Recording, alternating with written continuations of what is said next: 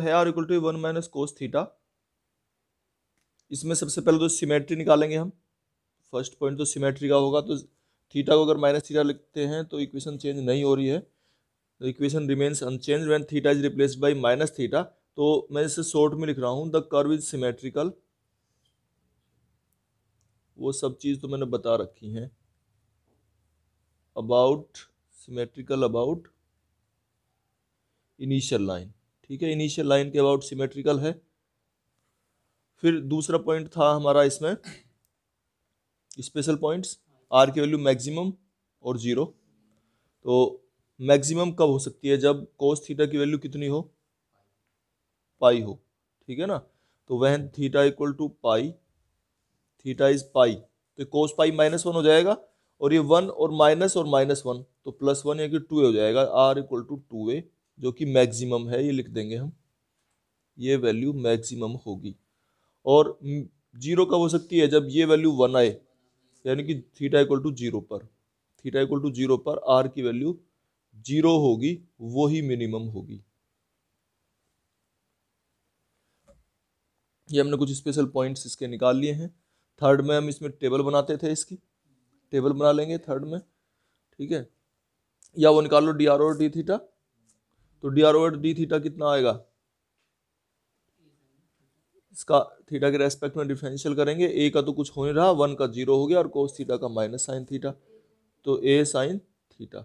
और R D theta over D R अगर हम निकालते हैं तो वो कितना आ जाएगा, ए 1 minus cos theta over A sine theta.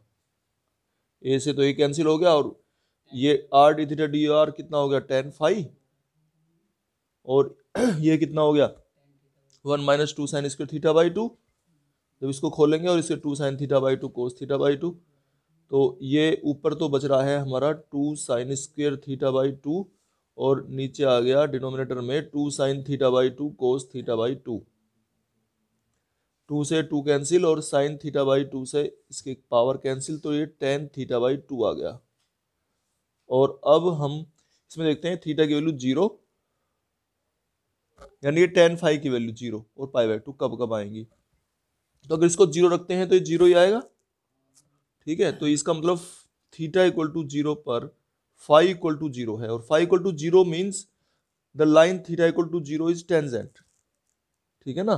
Phi equal to 0 का मतलब ये है कि रेडियस वेक्टर और टेंजेंट के बीच का एंगल 0 है। हाँ हाँ, तो एक ही लाइन है, पैरेलल क्या है, ऐसे कहो ना, बिल्कुल क्लियर समझ में आ जाएगा। पैरेलल नहीं कहनी, फिर तो यही कहो कि theta equal to 0 line is the tangent, ठीक है ना। अच्छा, अब थीटा इक्वल टू अगर हम लिखते हैं pi, theta equal to pi, तो pi by 2 tan pi by 2 और tan पाई बाई 2 इन्फिनिटी, और इन्फिनिटी का मतलब है tan phi equal to infinity का मीनिंग क्या निकलता है कि phi equal to pi by 2, the tangent is perpendicular, ठीक है ना, at point theta equal to pi, और थीटा इक्वल टू पाई पर आर की वैल्यू 2 है, ध्यान रखना है ये हमें, ठीक है ना। ये हम फिर बाद में कंफ्यूज हो जाते हैं कि ये पॉइंट कहाँ से आ गया। चलो फोर्थ पॉइंट है, इसमें स्पेशल पॉइंट्स कुछ निकालते हैं, टेबल बनाते हैं। तो टेबल में थीटा और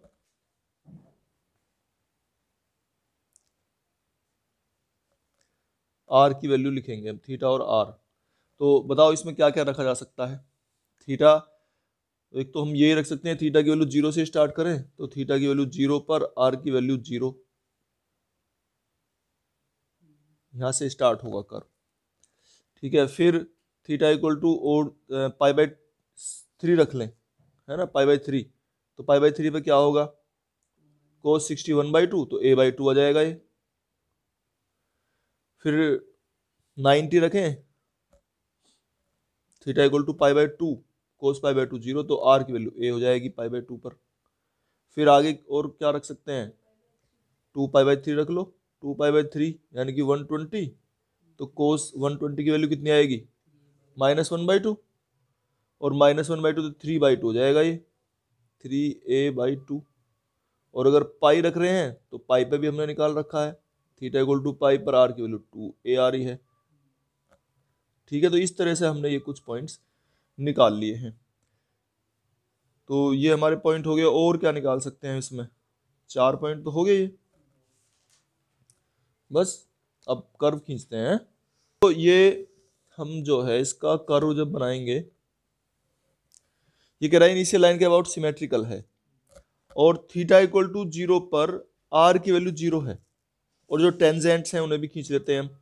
थीटा इक्वल टू 0 पर phi equal to 0, theta equal to 0 line tangent है, तो ये लाइन जो है हमारी, ये लाइन टेंजेंट है, इनिशियल लाइन। ठीक है, जब इनिशियल लाइन टेंजेंट है और theta equal to pi, theta equal to pi तो इधर होगी लाइन, पर टेंजेंट परपेंडिकुलर है, और थीटा इक्वल टू पाई पर आर की वैल्यू 2a है, यानी कि ये डिस्टेंस मान लिया ये यहां इधर पहुंच गई 2a पर, यहां थीटा इक्वल टू पाई तो ऐसा आ गया ना घूम के पूरा, भाई यहां से इधर घूम लिया पूरा, तो थीटा इक्वल टू पाई यहां आ गया, और इस पर आर की वैल्यू 2a है, यहां पे पॉइंट आ रहा है 2a पाई है, इसके कोऑर्डिनेट अगर कोई पूछता है हमसे तो 2a पाई कहेंगे इसके कोऑर्डिनेट। अच्छा, यहां टेंजेंट जो है ना वो परपेंडिकुलर है, यहां पर ये मैंने पॉइंट यहां लिख दिया है, और इस पर टेंजेंट परपेंडिकुलर है, यानी कि ये टेंजेंट है इसकी। ठीक है, जब ये टेंजेंट है और इनिशियल लाइन के अबाउट जो है सिमेट्रिकल है, तो कर्व यहां ऐसी तो होगा, टेंजेंट तो ऐसी बन सकती है। अच्छा, theta equal to pi by 2 पर आर की वैल्यू a है, यहां पर आर की वैल्यू a है, इसकी आधी डिस्टेंस है यहां पर, तो इसका मतलब कर्व जो है यहां ऐसे ही तो मिलेगा इसको, और इधर भी सिमेट्रिकल है तो इधर भी ऐसे ही मिलेगा जाके।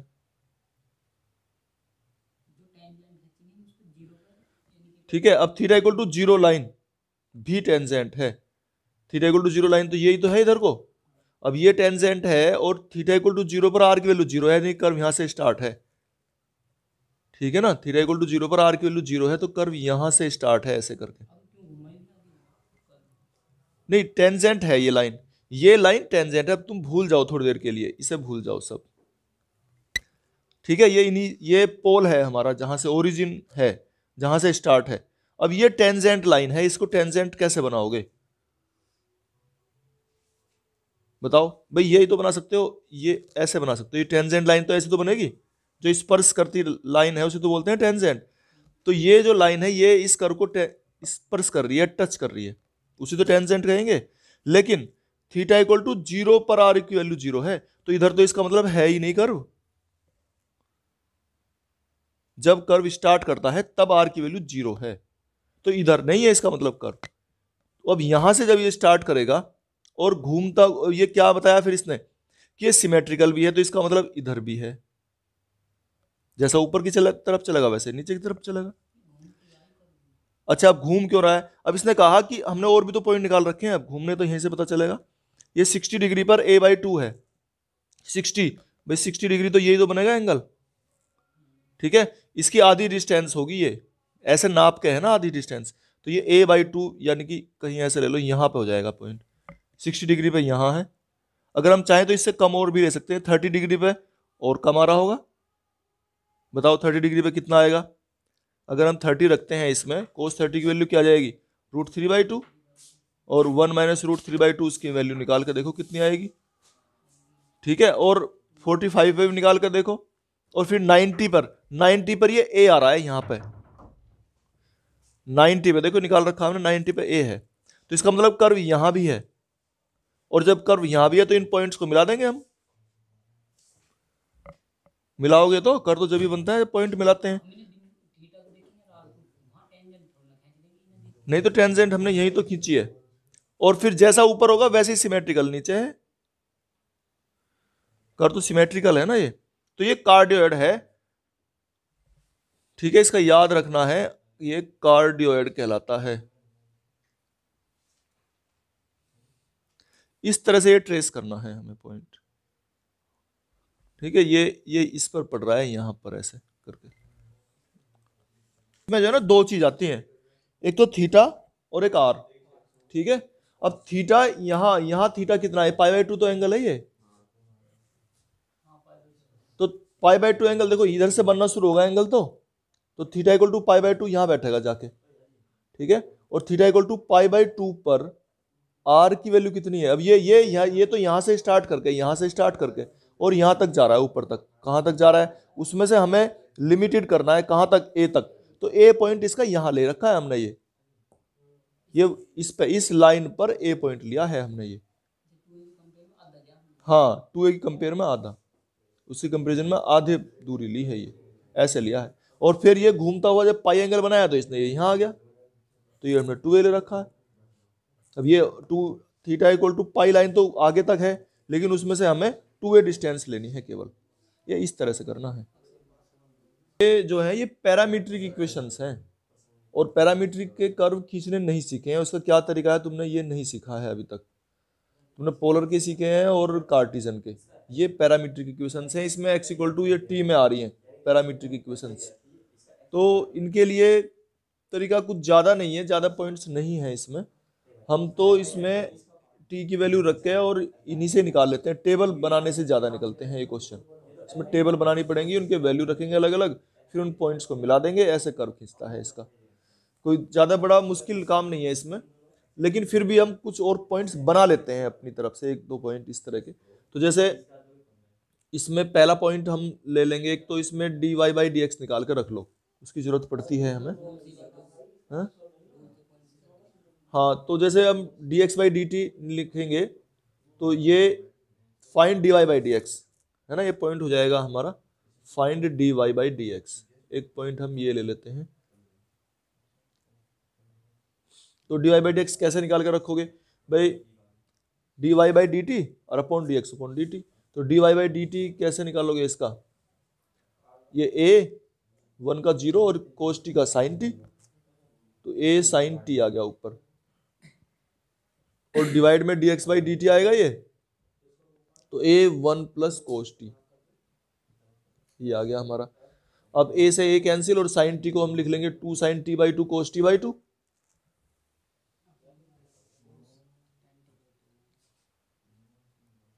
और इसके डिवाइड में 1 प्लस cos t है, इसे भी लिखो, कितना लिखोगे 1 प्लस 2 को स्क्वायर t/2 माइनस 1 है ना, तो 2 cos square t/2 minus 1, minus 1 से प्लस 1 कैंसिल हो गया, 2 से 2 कैंसिल, cos t/2 से पावर कैंसिल, तो ये आ गया हमारा tan t/2। तो एक तो हमने ये निकाल के रख लिया है इसका। अच्छा फिर दूसरे पॉइंट में इसमें हम मैक्सिमम मिनिमम देख लेते हैं इसके, x और y मैक्सिमम मिनिमम। तो जैसे हम रखते हैं इनकी वैल्यू, इसको देख लो एक बार, y अगर हम cos t की वैल्यू मिनिमम हो सकती है -1, ठीक है, -1 अगर हम लेते हैं तो -1 कब होगा, t की वैल्यू पाई पर, t इक्वल टू पाई पर होगा। तो van t equal to pi, तो क्या हो सकता है देखो, t इक्वल टू पाई पर ये -1 और ये y की वैल्यू हो जाएगी 2a, यानी कि मैक्सिमम जो है y 2a हो सकता है, y की वैल्यू मैक्सिमम 2a हो सकती है, उससे ज़्यादा नहीं हो सकती। लेकिन उसी पॉइंट पर अगर हम यहाँ रखते हैं तो x की वैल्यू क्या होगी, साइन पाई तो 0, तो ये पाई बचेगा, यानी कि x की वैल्यू हो जाएगी a पाई, ये हो जाएगी। अच्छा अगर t की वैल्यू 0 रखते हैं तो क्या होगा, t की वैल्यू 0 पर, ये भी देख लो रख के, t की वैल्यू अगर 0 रखते हैं तो cos 0 1 और 1 माइनस 1 0, तो y की वैल्यू तो 0 आ जाएगी, और t की वैल्यू 0 यहाँ पर रखते हैं तो x की वैल्यू भी 0 है, यानी कि ये ओरिजिन आ रहा है x equal to 0 y equal to 0, t equal to 0 पर, यानी कि कर्व यहाँ से स्टार्ट करेगा x equal to 0 y equal to 0। अब इसके जो है हम टेबल बना लेते हैं, और टेबल में यही सारी चीज़ हमें लेनी है, जो जो वैल्यू हम जानते हैं उन्हें रख लेंगे हम। तो टेबल किस किस तरीके से बनानी है हमें, एक तो t की वैल्यू लेनी है, एक x की वैल्यू उसमें साथ में निकलेगी, फिर y की वैल्यू निकलेगी साथ में, और फिर साथ में यहाँ dy/dx भी निकाल लेंगे, जो कि dy/dx क्या होता है, tan स्लोप, ठीक है ना, वो स्लोप बताता रहेगा हमें dy/dx कि वहाँ टेंजेंट होगी या नहीं होगी या कैसी होगी। तो ये वैल्यू निकाल के रखते रहो और इसे क्वेश्चन को निकाल दो, बस इन पॉइंट्स को मिला देंगे, इसी से कर्व खींच जाता है। तो ज़्यादा इसमें कुछ है नहीं ऐसा। अच्छा अगर चाहो ना, इसमें एक सिमेट्री का पॉइंट बन जाता है, सिमेट्री का पॉइंट वो कैसे बनेगा कि अगर हम t की वैल्यू -t रखें, t को अगर -t रखें, तो देखो t को अगर -t रखेंगे तो क्या होगा, 1 माइनस कोस -t, तो कोई अंतर नहीं पड़ रहा, कोस तो माइनस थीटा कोस थीटा ही होता है। तो इसका मतलब y जो है वो, हाँ इसमें रखेंगे तो x तो चेंज हो रहा है ना, x तो चेंज हो रहा है, लेकिन y चेंज नहीं हो रहा अगर t को माइनस टी रखते हैं। तो इसका मतलब है कर्व जो है, चलो अभी बताते हैं, पहले इसे रखो, t की वैल्यू रखो, इसमें दो चार तो कुछ तो हमने ये निकाल रखी है और कुछ और अपने पास से निकालो, जैसे t की वैल्यू 0 पर, x की वैल्यू 0, y की वैल्यू 0 और dy बाई डी एक्स भी अगर निकाल लेंगे तो ये भी 0 ही आएगा। ठीक है, इससे आगे और चलो, जिसकी वैल्यू हम आसानी से निकाल सकते हो वही पॉइंट्स हमें लेने हैं। जैसे हम कितना लें,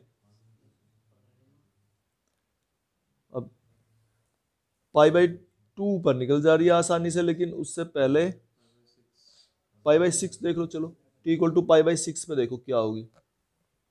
T equal to pi by 6 अगर हम रखते हैं यहाँ पे तो कितना आएगा ये, पाई बाई 6 और प्लस ये 1/2 है ना। इसे सोल्व कर लेंगे, पाई बाई 6 में भी पाई की वैल्यू हम 22/7 लेके, ठीक है, अब नहीं पाई बाई 6 में रूट में आ जाएगी वैल्यू, तो उसे रख सकते हैं हम चाहें तो, वो भी हमें रख लेनी चाहिए, थोड़ी सी कैलकुलेशन करनी पड़ेगी, लेकिन कर्व के बारे में क्लियर हो जाएगा हमें कि कैसा होगा। तो पाई बाई 6 रख लो, कोई बात नहीं है। तो कितना होगा ये 1/2 और पाई बाई 6, तो ये एक्स की वैल्यू हो जाएगी a पाई बाई 6 प्लस 1/2। अच्छा यहाँ पे रखो पाई बाई 6, तो कोस 30, और कोस 30 की वैल्यू a1 माइनस √3/2। कुछ अंदाजा सा होगा कि कर्व कैसा होगा। ठीक है, अब ये डी बाई डी एक्स भी निकालेंगे, इसमें भी हम रखेंगे पाई बाई 6, तो ये 10 पाई बाई 12 हो जाएगा। इसका मान तो हमें जल्दी से मालूम नहीं होने का, ठीक है ना, तो इसलिए यहाँ समस्या आएगी पाई बाई, तो पाई बाई 3 रखो तो फिर, ठीक है पाई बाई 3 रख लो, तो पाई बाई 3 रखने पर ये 10 पाई बाई 6 हो जाएगा, और 10 पाई बाई 6 की वैल्यू 10/30 की वैल्यू 1/√3 ये रख जाएगी। लेकिन इसमें यहां रखेंगे तो हम क्या हो जाएगा, साइन पाई बाई 6 और ये साइन पाई बाई 3, और इसकी वैल्यू कितनी हो जाएगी, साइन 60 की वैल्यू √3/2, ये √3/2। अच्छा इसमें y में रखवाओ, इसमें t की वैल्यू cos 60 कितना रख रहे थे हम, cos 60 कितना हो गया 1/2, तो a/2 आ जाएगा, ये y की वैल्यू आ रही है a/2। ठीक है ना, ये थोड़ा आसान सा हो सकता है, तो ऐसी वैल्यू हमें रखनी है जिनको हम थोड़ा सा तो निकाल लें कुछ तो, है ना। फिर इसके आगे चलते हैं हम, 60 90 रख लो, है ना, तो 90 रखेंगे तो क्या हो जाएगा ये भाई, dy बाई डी एक्स तो 10 पाई बाई 4 1 हो जाएगा। ठीक है, और इसके आगे इसे रखते हैं फिर हम, x की वैल्यू रखो पाई बाई 2, यहाँ पे y की वैल्यू a हो जाएगी, t की वैल्यू रख रहे हैं हम पाई बाई 2, और ये जो हम t की वैल्यू रख रहे हैं ना, ये एंगल नहीं है ना, हमें तो x और y की वैल्यू निकालनी है, x और y पॉइंट लेने हैं इसमें, ये ध्यान रखना है, पॉइंट हमारे x y है। अच्छा x वैल्यू 0 और ये कितनी आएगी भाई, x की वैल्यू रखो यहाँ पे पाई बाई 2, तो sine pi by 2 1 plus pi by 2 आएगा, ये a और 1 प्लस पाई बाई 2, और रख लो पाई रख लो, या इसके बीच में चाहते कुछ और भी तुम्हें पता करना है तो उस पॉइंट को भी रख सकते हो तुम। पाई रखने पे क्या आएगा बताओ, पाई रखने पे तो हमने निकाल रखा है t इक्वल टू पाई पर y की वैल्यू 2a है और x की वैल्यू a पाई है, और 10 पाई बाई 2 रखने पे क्या आ रहा है, डी बाई डी एक्स, पाई रखने पर 10 पाई बाई 2 इन्फिनिटी। ठीक है ना, डी बाई डी एक्स की वैल्यू इन्फिनिटी आने का मतलब क्या है, the tangent is perpendicular, d by d x तो स्लोप है ना, और स्लोप अगर इन्फिनिटी है तो tan theta equal to infinity, तो theta equal to pi by 2। तो इस तरह से कुछ और भी पॉइंट्स हम चाहें तो इसमें और भी पॉइंट्स हम निकाल लेंगे, और अब कर्व हमें ट्रेस करना है, ये पॉइंट्स हमें ध्यान रखने हैं, इसी से ही हमें कर्व ट्रेस होगा। तो देखो कर्व अब इसमें माइनस पाई भी रख के देख लो भाई, एक बार रखिए जरा माइनस पाई। माइनस पाई रखने पे क्या होगा, रखो जरा माइनस पाई रखो, क्या आएगा पॉइंट। देखो माइनस पाई रखने पे ये माइनस पाई और ये साइन पाई तो जीरो, तो ये कितना आ गया माइनस ए पाई आ गया। एक्स की वैल्यू आ गई माइनस ए पाई, और वाई की वैल्यू क्या आएगी, माइनस पाई रखने पे कोस पाई की वैल्यू माइनस वन, ये फिर भी 2a ही है, और इसकी वैल्यू ये इन्फिनिटी आएगी, माइनस ए पाई पर ये आ रही है, ये पाई माइनस पाई पर। अच्छा अब कर्व ट्रेस करते हैं,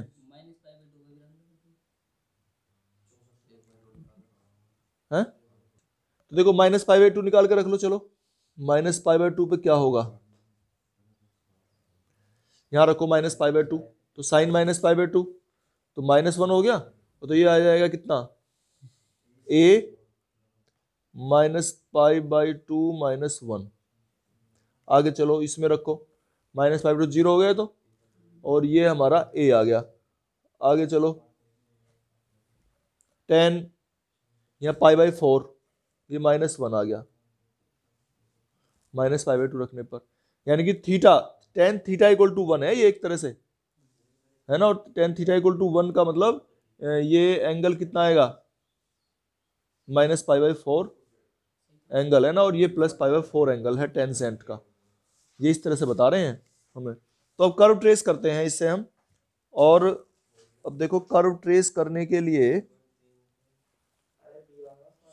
देखो अभी हम जैसे t की वैल्यू माइनस टी रखने के लिए कह रहे थे, ये अगर t को माइनस टी रखते हैं, देखना इसमें जरा क्या आ रहा है, x इक्वल टू माइनस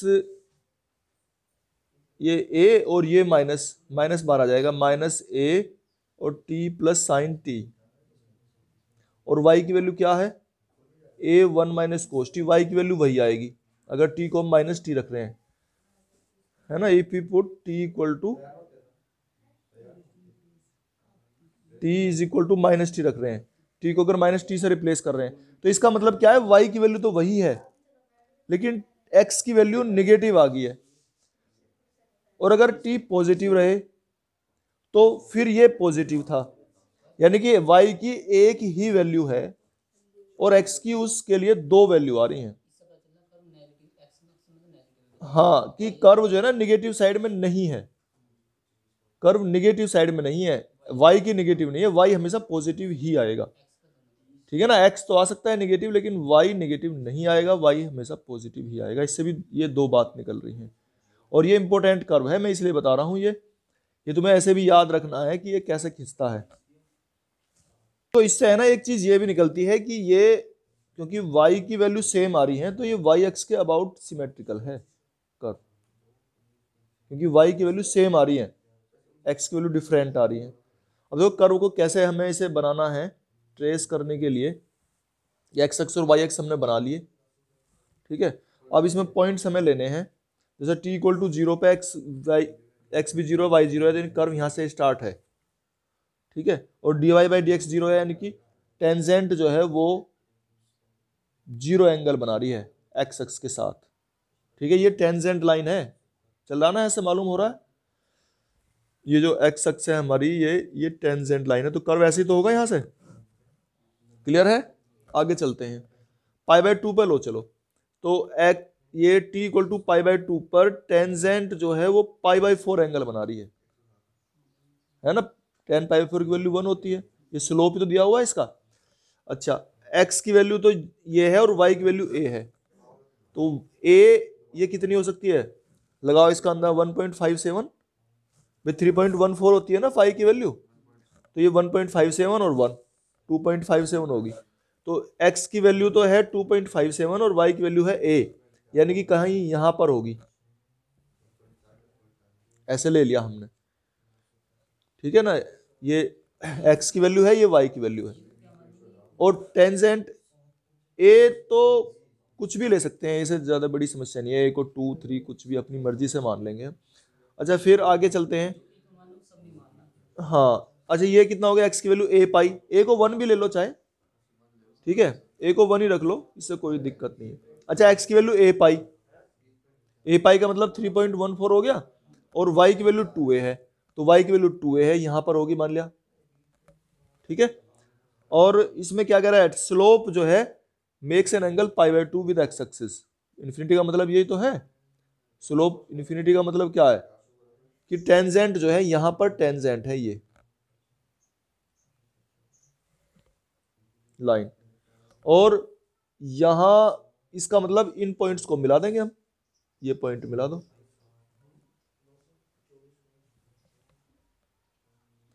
और इसने एक और बात बताई कि t इक्वल टू ये माइनस ए पाई और y की वैल्यू 2a, x की वैल्यू माइनस ए पाई इधर होगी, ठीक है, और माइनस π/2 पे भी हमने निकाल रखा है, इसको देख लो जरा कितनी होगी ये माइनस के 2.57 आ जाएगी x की वैल्यू, तो ये यहां पर कहीं आएगी, और इसके आगे फिर ये इधर 2a आ जाएगा, y की वैल्यू 2a और x की वैल्यू ये माइनस पाई पे, y की वैल्यू 2a और x की वैल्यू माइनस ए पाई, तो ये इधर x की वैल्यू ये आ गई यहाँ पे हमारी, और ये हमारी ये पॉइंट आ गया, और इनको मिला देंगे हम ऐसे ही करके, और टेंजेंट परपेंडिकुलर है यहाँ भी, ये निकल कर आ रहा ना -1 नहीं कहा आ रहा था माइनस पाई पे इन्फिनिटी आ रहा है, तो यहाँ भी टेंजेंट इस तरह से, तो यहाँ कर्व इसको टच करता है, और ये हम इसको मिला देंगे, तो ये हमारा कहलाता है, इसका साइक्लोइड है भैया, इस कर्व का नाम है साइक्लोइड। और कर्व ये आगे भी है, फिर ऐसे चलता रहता है कर्व ऐसे, अगर हम और वैल्यू बढ़ाते जाएंगे तो एक्स की वैल्यू बढ़ेंगी, इससे आगे तो बढ़ती जाएंगी, है ना। हाँ, और इधर भी कर्व में ये ऐसे बढ़ेगा ये कर्व, तो इसका नाम याद रखना है, और इस तरह से कर्व बनता है, x equal to t plus sine t, y equal to 1 minus cos t, ये साइक्लोइड कहलाता है। इसके ये पॉइंट्स हैं, x equal to a pi और वाई इक्वल टू 2a, और ये एरिया ऑफ कर्व्स में आएगा, तो वहां हम ऐसे ही इनके पॉइंट्स हमें याद रखने हैं, ये वाले पॉइंट की जरूरत पड़ती है, जब एरिया निकालते हैं ना कहाँ से कहाँ तक वो बोलेगा, तो हमें ये पॉइंट याद रखने हैं इसकी टेबल से, ये हमारे निकालने हैं हमें इस तरीके से। अच्छा, ये तो साइक्लोइड हुआ, x equal to a t plus sine t, y equal to a 1 minus cos t, ध्यान रखना। और अगर ये curve x equal to a t plus sine t, y equal to a 1 plus cos t हो जाए, अगर ये plus हो जाए तो कर्व ये इसका उल्टा हो जाता है, बना दूं उसे, देखो इस तरह से हो जाएगा वो कर्व, फिर इसका उल्टा हो जाता है ये, क्योंकि y की वैल्यू देखो अब 0 पर क्या आएगी निकल के, t की वैल्यू 0 पर, ये कर्व फिर यहां ऐसे हो जाता है, चेंज हो गया ना कर्व, फिर कर्व ऐसे हो जाएगा ये,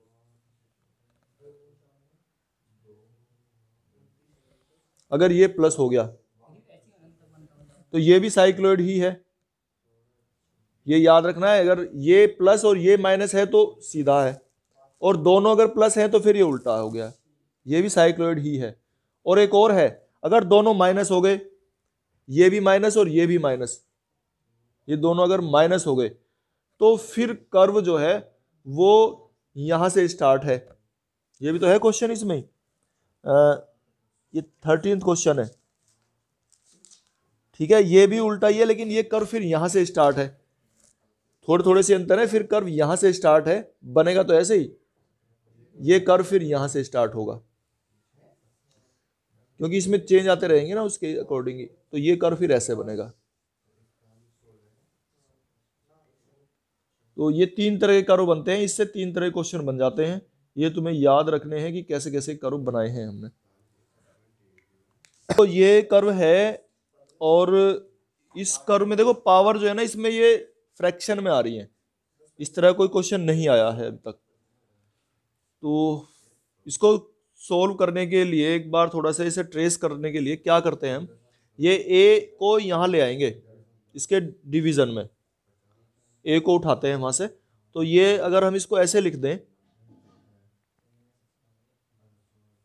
तो भी वही बात है ना, और ऐसी वाई के अपोन में भी आ जाएगा ये,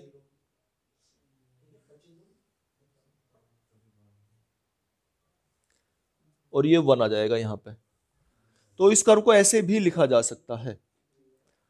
अब इसमें अगर देखें हम तो x की ऑल पावर्स इवन है, इसका मतलब क्या है, कर्व सिमेट्रिकल है अबाउट y एक्सिस, y की भी ऑल पावर इवन है, इसका मतलब कर्व x एक्सिस के अबाउट सिमेट्रिकल है, तो हम अगर इस वहाँ उसके हिसाब से लिखें तो symmetrical about both the axis, ये तो लिखेंगे symmetrical about both the axis,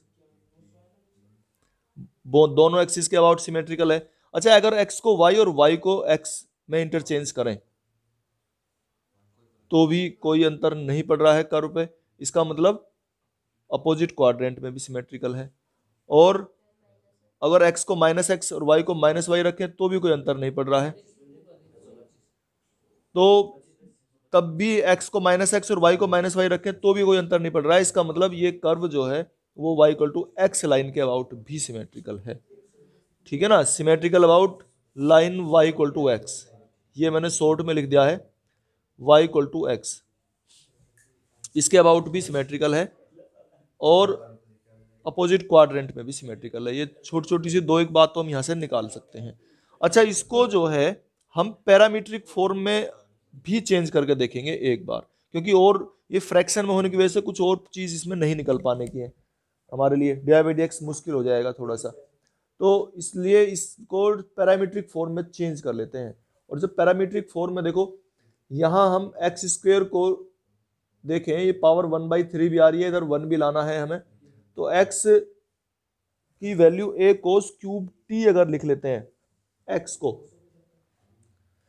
को लिख लिया हमने a cos क्यूब t और y को लिख लिया a sin क्यूब t, और यहां पर रख के देखो x की value a cos cube t, तो a² cos² t a की पावर 2/3 आ जाएंगी बाहर निकल कर, cos² t और प्लस sin² t 1 हो जाएगा। तो इसे सेटिस्फाई कर रहे हैं ये पॉइंट्स, ये पैरामीट्रिक कोऑर्डिनेट्स हैं इसके। ठीक है, और इसके लिए हम dy/dx अगर निकालते हैं तो क्या आएगा, देखो dy/dx हम निकालेंगे तो dy/dt, तो ये 3a sin² t और sin t का डिफरेंशियल cos t, और डिवाइड में इसे करेंगे 3a cos² t और cos t का माइनस sin t, और इसको डिवाइड कर लें sin t से इसकी पावर cos t से इसकी पावर, तो -10t आ जाएगा ये dy/dx, ये -10t आ गया। तो इजी सा कुछ क्वांटिटी आई है हमारी, इसलिए हम इसे ऐसे रख लेंगे। अच्छा, इसमें अगर देखें x की वैल्यू और y की वैल्यू हमने लिखी है, तो cos की वैल्यू यस कभी भी 1 से ज्यादा तो नहीं हो सकती, ठीक है ना, और y की वैल्यू भी 1 से ज्यादा नहीं हो सकती कभी भी। इसका मतलब x और y जो है, अगर ये a को a ही रखें तो x की वैल्यू a से ज्यादा नहीं होगी, क्योंकि जब cos की वैल्यू a से ज्यादा नहीं होगी तो ये भी टोटल मिला के x की वैल्यू a से ज्यादा नहीं हो सकती। ये भी हम लिख लेंगे कि x can not x and y दोनों को लिखो, कैन नॉट एक्सीड 1 से ज्यादा, 1 नहीं सॉरी a, ठीक है ना, 1 तो इसकी वैल्यू है, साथ में मिला के तो a है ना ये, तो कैन नॉट एक्सीड a, ये a से ज्यादा नहीं हो सकती, a से बाहर यानी 2a 3a नहीं आ सकती कभी भी वैल्यू x और y की। अच्छा, फिर इसमें हम intersection of the curve with the axis देखते थे, यहां अगर देख सकते हैं तो उसे भी लगा के देखेंगे। जैसे हमने y की वैल्यू 0 रखी, ठीक है, y की वैल्यू अगर 0 रखेंगे, यहां पर रख लो, तो x की वैल्यू निकल के आ रही है, और अगर y की वैल्यू x की वैल्यू 0 रखते हैं तो y की वैल्यू निकल के आ रही है। इसका मतलब ओरिजिन से पास नहीं हो रहा है कर्व, 0 नहीं आ रहे हैं, 0 इसे सेटिस्फाई नहीं कर रहे हैं, तो curve does not pass through origin, ये भी निकाल सकते हैं हम, curve does not pass through origin, ठीक है, ओरिजिन से पास नहीं हो रहा है कर्व। फिर इसमें हम कह रहे थे कि अगर हम y की वैल्यू 0 रखते हैं तो x की वैल्यू हमारी a आ रही है, ठीक है, यानी कि इसको a 0 पर इंटरसेक्ट करता है x अक्ष को, ठीक है, कर्व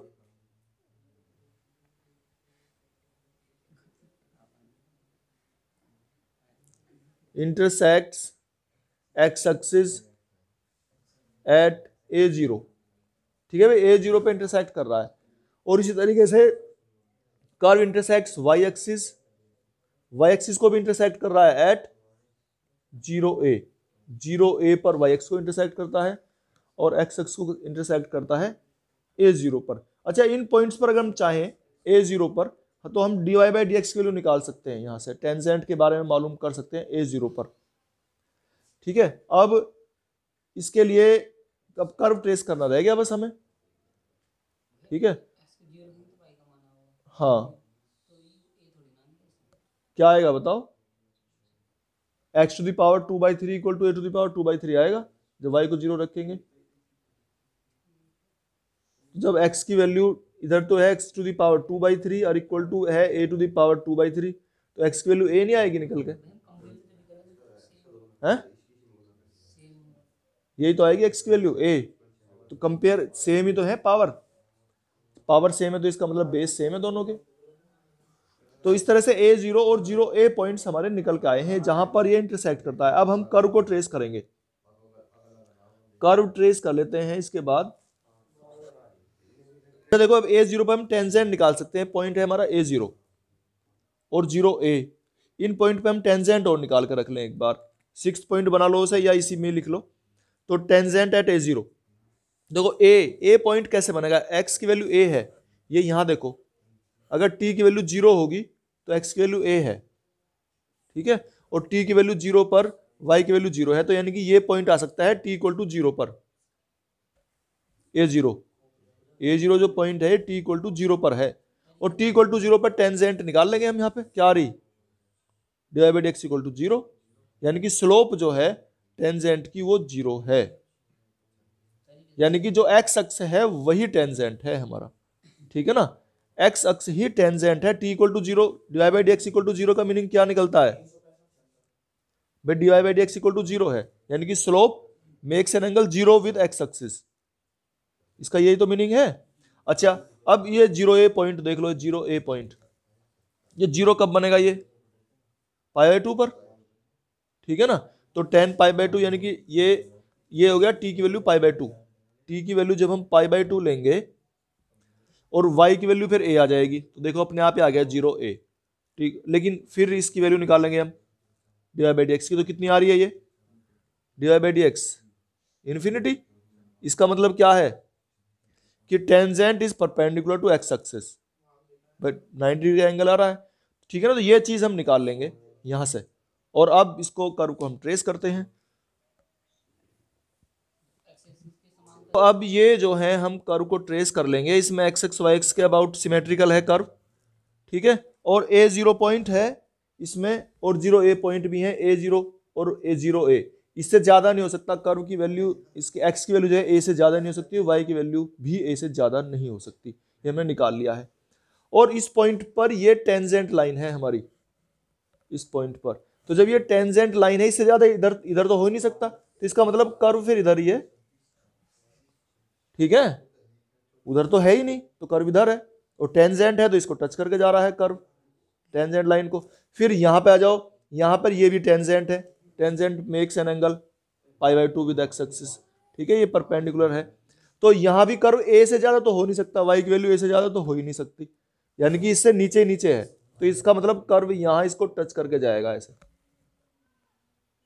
ठीक है, अब जब ये दोनों को इनको मिला तो एक कर्व बन गया इधर। और क्या आ रहा था कि कर्व जो है सिमेट्रिकल है about x axis, about y axis, तो जैसा y एक्स के इधर है वैसे इधर भी होगा, फिर जैसा x एक्स के ऊपर है वैसे x एक्स के नीचे भी होगा।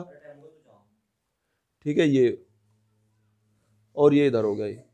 तो इस तरह से ये कर्व खींच जाता है, ये है हमारा एस्ट्रॉयड। ठीक है, ये याद रखना है, एस्ट्रॉयड की फिगर बिल्कुल ऐसे कैसे ही एस्ट्रॉयड कर्व कहलाता है। तो ऐसे ही मैंने 4-5 कर्व तुम्हें ज्यादा तो बताए नहीं है, कार्डियोइड है, साइक्लोइड है, एस्ट्रॉयड है, ये कर्व बताए हैं, और 3 लीव्ड रोज हैं, 4 लीव्ड रोज हैं, बस वो बताए हैं। यही पेपर में इसी तरह से आते हैं। बाकी तुम पैराबोला, हाइपरबोला वो तो सब पढ़ चुके हो पहले ही 11th 12th में, इन्हीं से सवाल पूछ